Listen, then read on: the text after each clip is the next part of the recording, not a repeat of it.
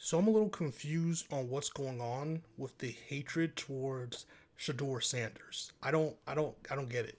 It's like they're doing everything they can to make him out to be someone that, at least from his actions, say that he's the opposite of what they're saying. Like, I think he has great character. Again, from what we see, I think he has great character. I think he was raised right. I think he's been given the opportunity because of who his dad is, Deion Sanders, obviously, to be put in position to succeed, and he has succeeded because of his own merit, right? Because Deion could put him all these great positions, but if Shedeur is out here stinking it up, he wouldn't be this popular. I don't care who your dad is. When it comes to something like sports, at some point you're going to have to prove how good you are. You got to prove why people should give you millions of dollars, because no matter how much hype you give, no matter how much social media followers you have, there's only so much value that gives an organization that's worth billions of dollars. You know what I'm saying? So it's like, who are you? Like, you know. So Shador is obviously proven at every level he's been at so far that he can change the culture, that he can be a very great leader. I mean, he's not even participating in the combine, but he's there walking around, obviously for his own press and to help boost his stock. But he's there supporting Jimmy Horn Jr. He's there supporting all his other teammates, Wester. Like he's supporting them, and while also getting his stuff off. So this narrative that he's not a good leader because a couple of clips, I feel like he's proven time and time again especially during his time at Colorado, why he's an effective and good leader. And he's proven after the season was over why he's a good leader. And if anything, it wasn't in his best interest to play in that bowl game, but he did anyway.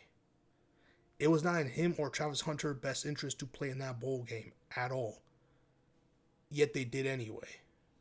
That shows their commitment to their team. That shows a commitment to their coach. All of them, all the coaches, all their teammates. That shows a commitment to the game of football. It doesn't get much better than that, in my opinion.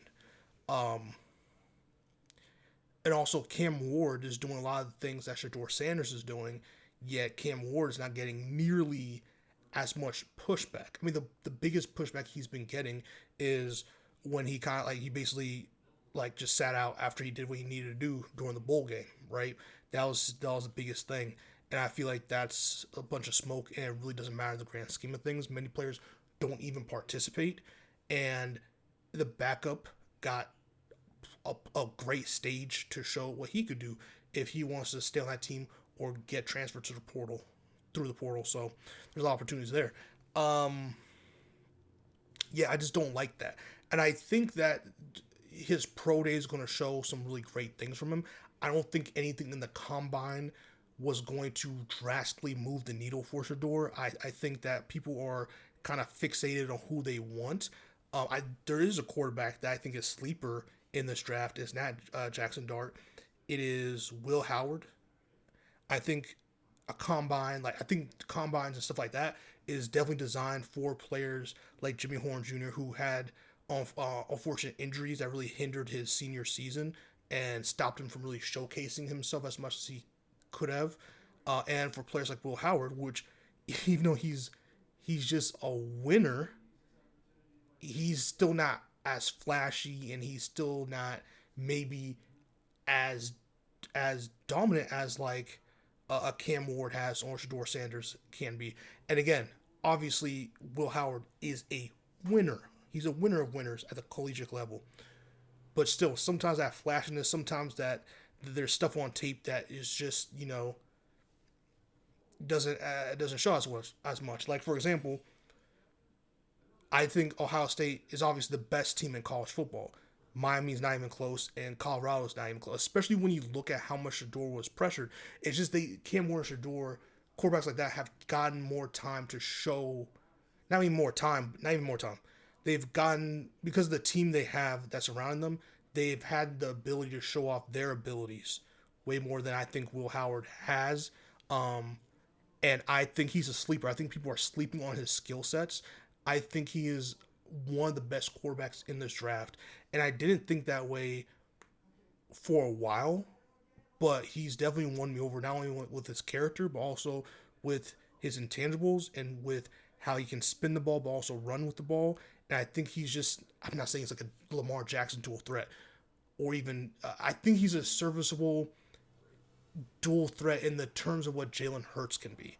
Like, when it really comes down to it, he can get you some of this yardage. You can run some RPO. Like he can do just enough to make it like you gotta freeze a defender. You can freeze a defender because he is a threat, but nothing like Lamar, where it's like, bro, we have to like he's gonna shred us apart. You know what I'm saying? So, but I do think he is a really good quarterback that I think is going to fall, and he's going to be a backup for like the first year or two, but I think that's going to serve him way more than going first early. I know how that, unless it's a team that's like going to start him like off the rip, or a team that has a really good foundation. But I think he's going to go slip to a team like a Pittsburgh Steelers team, where I don't think Pittsburgh with their first round pick is going to get a quarterback. Surprise! I know they need one, but surprisingly, I don't think they're going that route.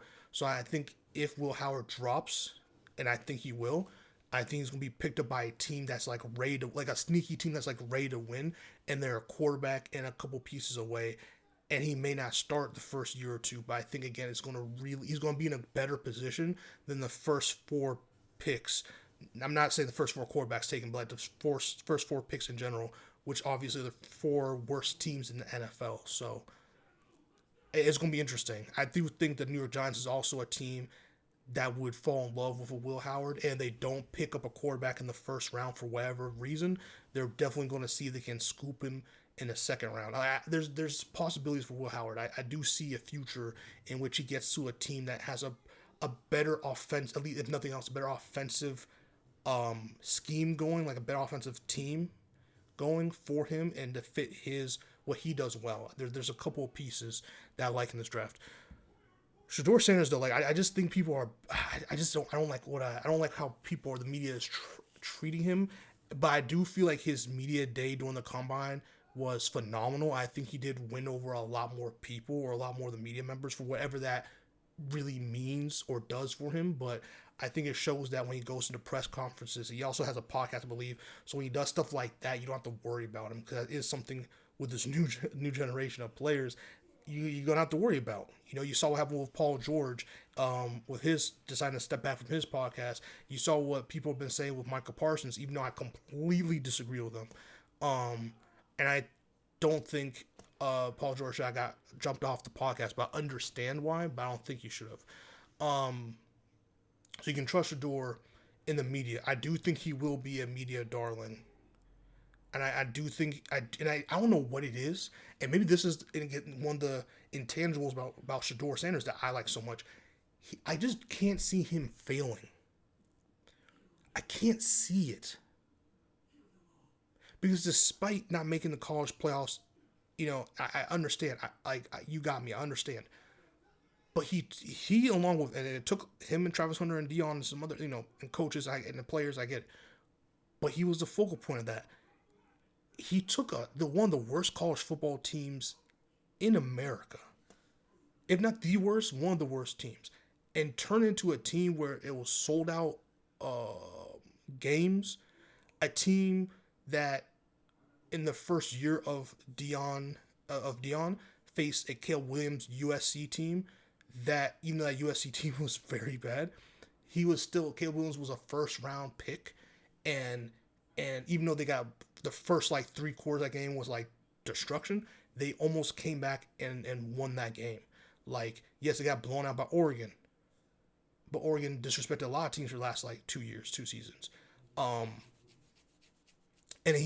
year 2 he improved even more, because you have to remember how bad the offensive line was. Shedeur had to do a lot with very little protection, and that means when he goes to one of these high pick teams, they're going to also have a terrible O-line. So if anything, Shedeur showed that, yeah, a lot of quarterbacks are doomed with going to the league with a terrible offensive line.